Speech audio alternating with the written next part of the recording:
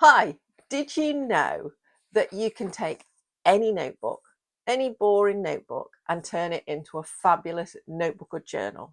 You just need to make it a little cover. And what I'm going to show you is how to do that using a technique called slow stitching.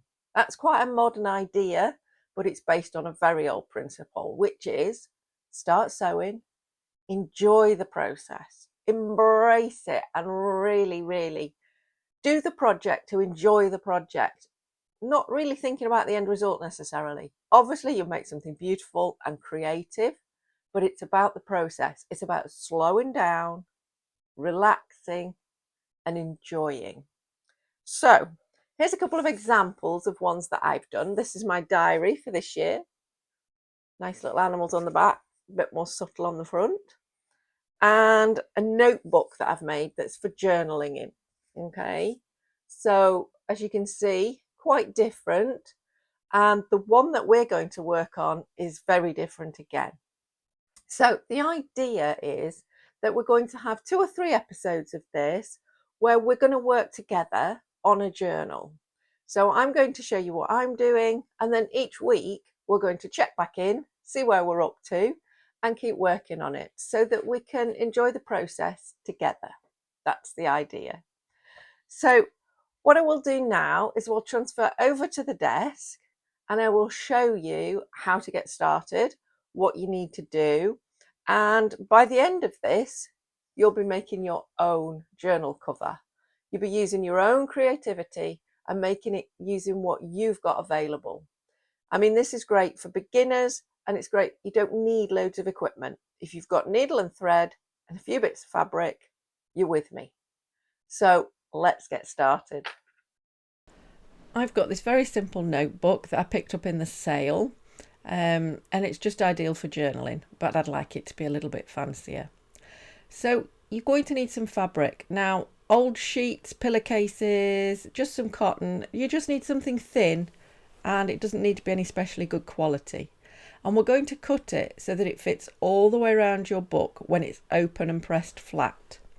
So the measurements I'm going to give you are going to be your notebook plus.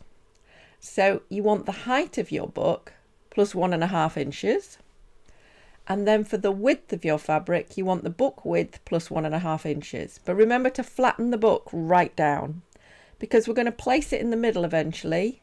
And you want it to wrap right round and have the spare that you need for your seams. So what you've done there is cut out a piece that is your journal cover.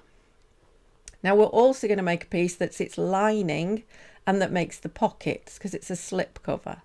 And this one wants to be the height of the book plus 1.5 inches, the same as the other piece. But for its width, you want the width of the cover plus 8 inches because they're going to make your pockets those extra inches. So once you've cut those out, you've got the fabric you need. And what we're going to do is think about our slow stitching on the actual cover. So, as I say, slow stitching is all about the actual thing that you're going to do. Now, I found these shoes and I rather like them. So I'm basing my whole thing on that. So I've been looking through all my fabric scraps for some pieces. I've been pulling out bits of ribbon. Ribbon's great for this. I've got rickrack. And lace is also very good. And indeed, anything you think that you can sew on. So once you've picked lots of different things, what about buttons? I've got some nice vintage buttons here I think might go on. And I've got a little bag here that I was given full of bits and pieces, and it's got some sequins in there and some beads. Excuse me. So I may well add some of those later on. But really, all you need to do is gather whatever things you think you might like to put on your book. And you can add as many layers as you like, which is why we start with a thin one. So measure the width of your fabric and just mark the centre. Now, we don't want to ever be able to see this. So I'm just making a little pen mark at the top and at the bottom. And it's just so you know where the spine of your book is. Because when you're designing it, you want to know what's coming on the front, what's going on the back, and what's actually going to wrap around the edges. So I just find that really useful. So I can check my little shoes are going to fit on there. And you can see this is a very girly cover. Lots of pinks, which actually is quite unlike me, but I just fancied it. It was some fabric I was given, and it's got quite a few of these different shoes on it. And you know when you think I'll use that one day, but then you never quite know what you're going to use it for. And I thought, this is it. This is what one pair's going on. So think about what you want at the top and what you want as just background layers. So what I'm doing at the moment is putting some pieces of fabric on to act as background layers. Now you don't need to go right to the edge of your fabric because obviously it's going to disappear into your seam. So anything that's really near the edge, you'll never see. I tend to go too near the edge, but I think it's better than having a gap. So you can see how logical and sensible this is. I'm just throwing them on and seeing what I think. Didn't like that. Let's put it up there. Now, you might be the sort of person who just creates as they go along, and you don't want to do this planning phase. You just want to grab bits and sew them on. Or maybe you want to cut some of your fabrics into patterns, into shapes like birds or flowers. It really is the sky's the limit. This is your creation. Now I'm showing you how I did it, just to help guide you if you've never done anything like this before. But you don't have to do anything like I'm doing. I imagine we're going to do very, very different journals using the same technique. Now you can see I'm just applying some ribbon and just cutting a length because I know I want to go across the full width with that, I think. And then the bit I've cut off, I may well just add that somewhere else. Now, the way I lay these out and one thing over another may not be how I end up with them, but that doesn't matter. I'm just deciding whether I like it. You'll also notice I tend to be quite square, so things are either across it or up it. I'm not great at going diagonal and at jaunty angles, so maybe that's something I need to work on. Maybe on this project we'll see how we go. But I do want to incorporate the rickrack. I love it. We used to craft with it as children and then it disappeared for years and now it's definitely reappeared. So if you're enjoying this, please give me a thumbs up so this stitch along can spread to more people and lots of us can make our journals. Now I've got a gap there that I feel is a gap and looks like a gap. So, that nice black ribbon with the pink on might be quite nice there. So yeah, maybe I'll put that and maybe I'll feed it under the ribbon I'm putting down the spine. I don't know.